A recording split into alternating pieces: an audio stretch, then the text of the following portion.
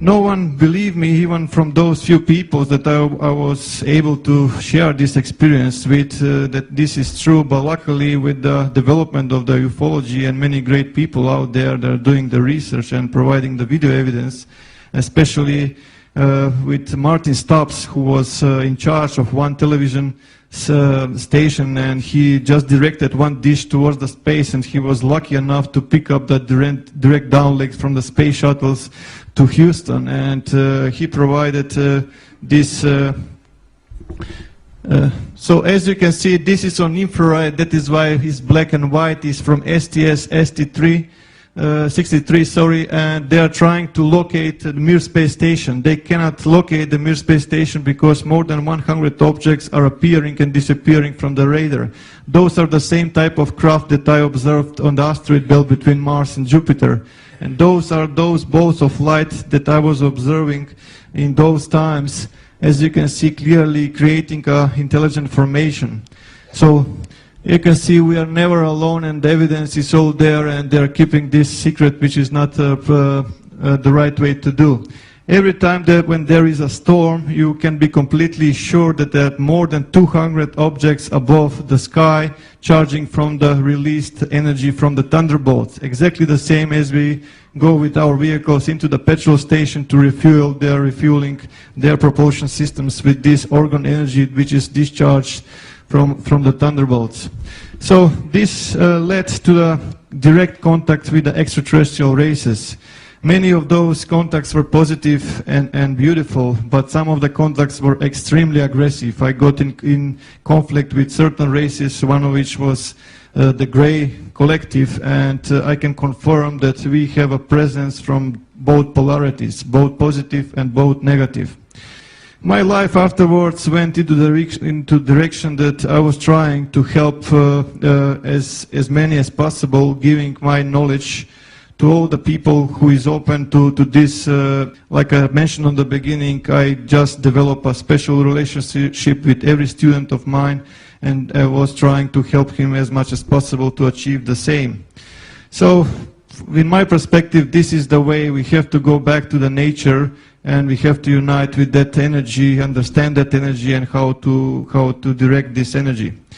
When I was working on the decoding of the crop circles, that's where the contacts with the crop circle makers intensified to a high degree, especially when I was describing what kind of technological achievements can be achieved through the information delivered by the crop circles. So as you can see here, those balls of light are everywhere, and from the Sri Yantra there is a huge ball of light everywhere. Every time when I was actually working on this, for example, this is one group that I worked in Melbourne. As you can see, those orbs are everywhere. Please pay attention to this region here. You will see one of those balls of light penetrating. It's completely intelligent, as you can see, and they're following me all the time, and the progression that is made. Which takes us to a logical question: who makes the genuine crop circles and why? To the best of my knowledge, at least few extraterrestrial races are making these genuine crop circles, and they have different approach, but mainly the approach is that to inform us, because our governments are deceiving us. They are not providing us the real situation of the planet, the real situation in the Milky Way galaxy, and especially the real situation, what we really are and what our potentials are. So, to the best of my knowledge, as you can see, more than 20,000 crop circles are delivered, and usually the question that comes to me is where they're coming from. They're coming from many dimensions, and they live on many places, even in physical dimension, even in other dimension, but as you can see, they're using this like a portals. As you can see how they're actually penetrating our dimension, influencing with the microwave energy or electromagnetic energy, if you will. Once again.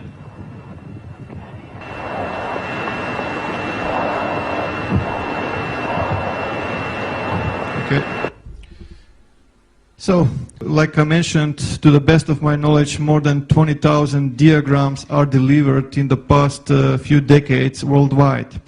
The military is highly interested into these messages that are arriving, and every time there is a bolt of light or craft above the fields, the military is picking up on the radar. Immediately there is an order for the fighter jets or the helicopters to intercept those bolts of light and to avoid eventual delivery of information, which is very vital for humanity.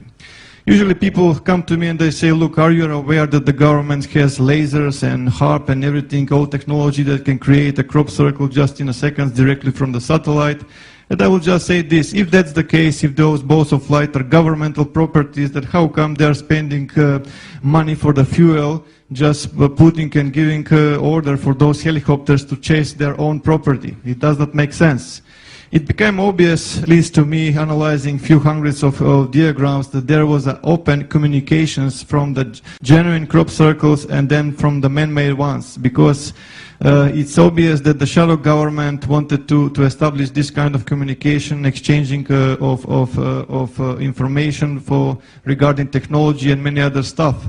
But the NTIs didn't want to play their game because they understand that they are very deceivers, how should I say, and that is why they started to put those obelisks. Those obelisks, there are receivers. As soon as certain frequency appears around the fields, which actually, as I mentioned a while ago, these objects are penetrating our dimension, this frequency appears, and that's where they actually are getting there. With the help of the Discovery Channel, National Geographic and other media, crop circle phenomena was completely buried. Just everyone is ridiculing this phenomena, everything is man-made, it's all done, there's nothing to see and so on and so forth. So how come the military is so interested into this phenomena if that's the case? So as you can see from the left, this is what the best humans can do, what complexity is concerned, and the real stuff is usually followed by those bolts of light that we are talking about. With the human ones, you can see the footsteps everywhere, the crop is completely destroyed, and they remove all the information from this. This, by the way, was achieved by the team Satan in New Zealand, just for example, that people can make these crop circles. Yes, they can make these crop circles, but you can see also the mess that they can make. Back in 2000, Dr. Eltio Hausenhoff actually stepped forward, which is very rare for the mainstream scientists, and he actually examined many crop designs, and he noticed that there is a thermal expansion and node lengthening with many of those. He was searching for some matching of the distribution model of node lengthening, and he found one, and this mathematical model was actually electromagnetic radiation distribution of a point source. The further you go from that source, the less light it becomes. Or in other words, the distribution of the node lengthening is strongest in the crop circle center, and it's less and less as you go towards the edges, right? So the difference between the man-made and the real phenomena is that plant is still alive. It's bended even to around 90 degrees, and the plant is still growing. It was actually exposed to extreme high temperatures, but in the split of a second it was cooled also. So for the last, with this 10 to 40 micron diameter pure iron spheres detected with the genuine phenomena, which is not present, and they're impossible to find with ones that are made by ropes and sticks. They just transmitted search. There is something extraordinary that is happening at the moment in the Milky Way galaxy, and search for Power L. That was all that I was able to pick up. And when Milky Way galaxy is concerned, it's very difficult for us to determine the right proportions and the right shape and appearance of the Milky Way, because we are seeing it all the time from an angle. But the extraterrestrials are saying that this Milky Way galaxy actually has 7 spiral arms. So before any one of you recognize the all-seeing eye inside this and you say, like, here is another Illuminati agent in disguise, I can assure you that that's not the case. Let me just explain about this.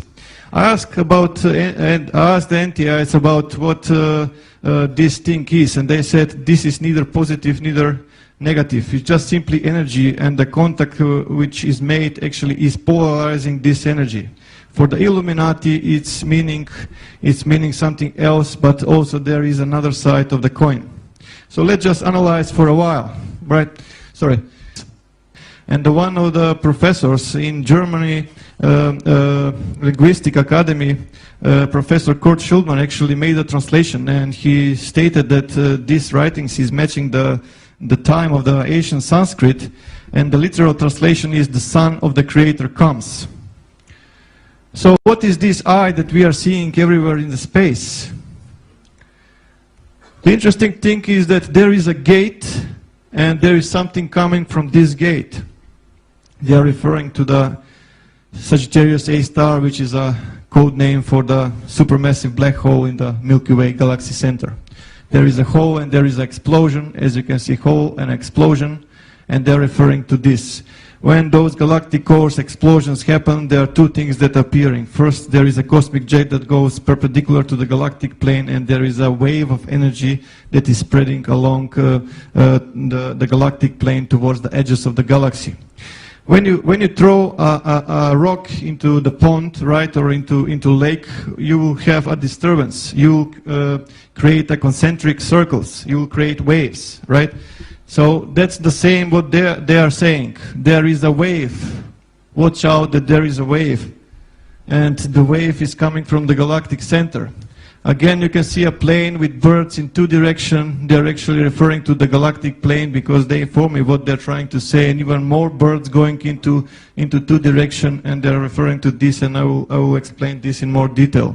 The energy is extreme, is going towards the edges. It's massive, it's flying fast.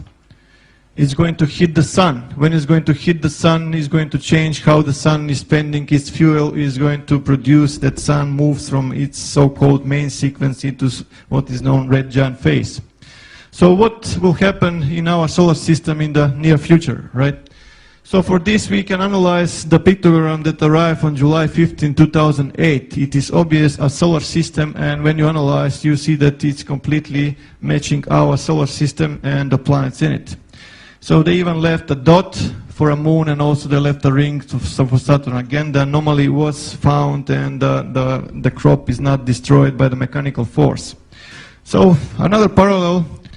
So it's not the first time that those amazing blue displays are observed from International Space Station. So someone is referring us very strongly that we pay attention to a certain time frame, to a point in time, which is 23rd of December 2012.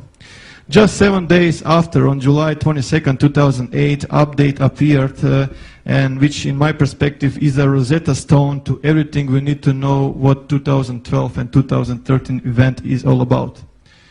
So let's just analyze this for a while. Our sun is not in the same size anymore.